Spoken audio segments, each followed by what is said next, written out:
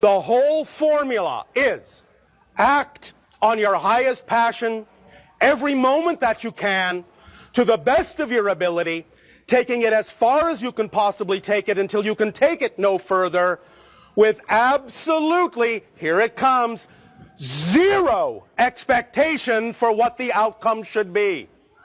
Why? Why the zero expectation? I'll tell you. Thank you. You have, basically, being a physical being, split yourself into two main components: a physical mind and a higher mind that is non-physical. You need to work together. The physical mind and the higher mind must form a partnership, must form a relationship that works in tandem in order to actually function as a whole person in your reality. But when you allow the physical mind to think that it has to do this, and it has to make this happen, and it must know how something is going to happen, and you get it to focus on all these details, you are giving it more than it was designed to do.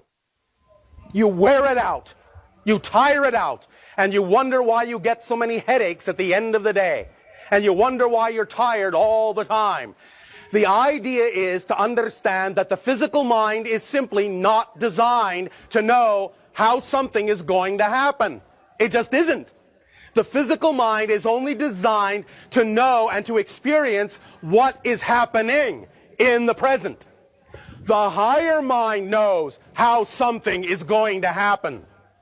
When you allow the higher mind thus then to know that and to work with you, the higher mind will know how to bring the manifestation to the physical mind for the physical mind to experience. So here is how the idea, for example, of visualization actually works.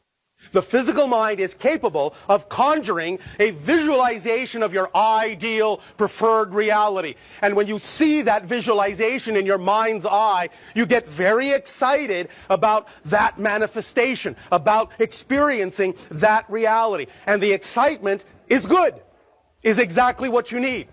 But the purpose of that visualization is to generate that feeling, that state of being of passion, of excitement. The purpose of the visualization is not necessarily to come into manifestation as your physical mind has envisioned it. Because your physical mind, what it may think is the most ultimate representation of that reality. What it may think is the absolute top. What it may think is the absolute ceiling.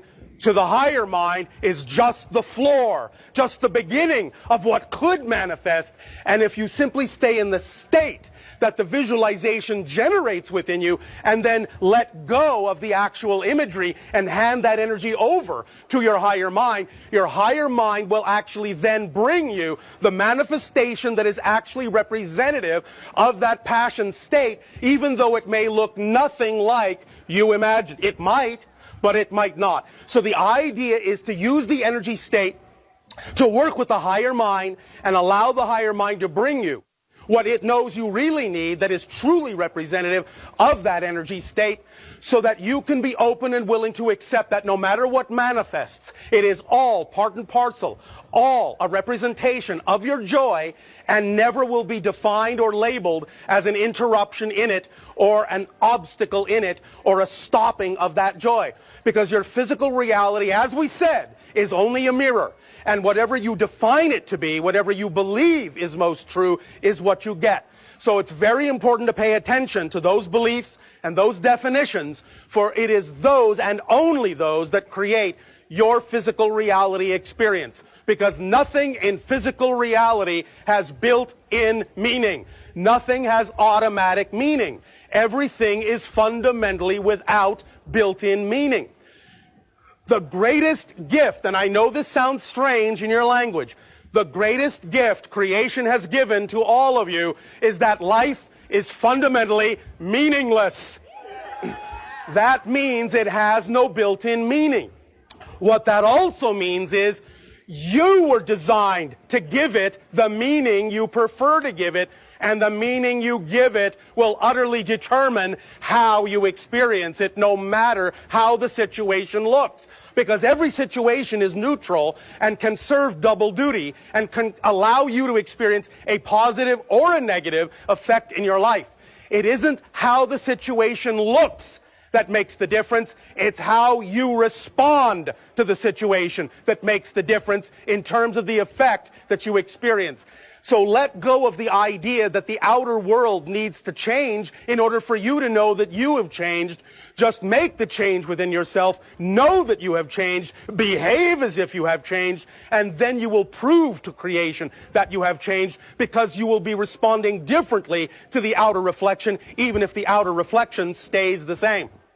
That's how it works. Does that make sense to you all? Yes.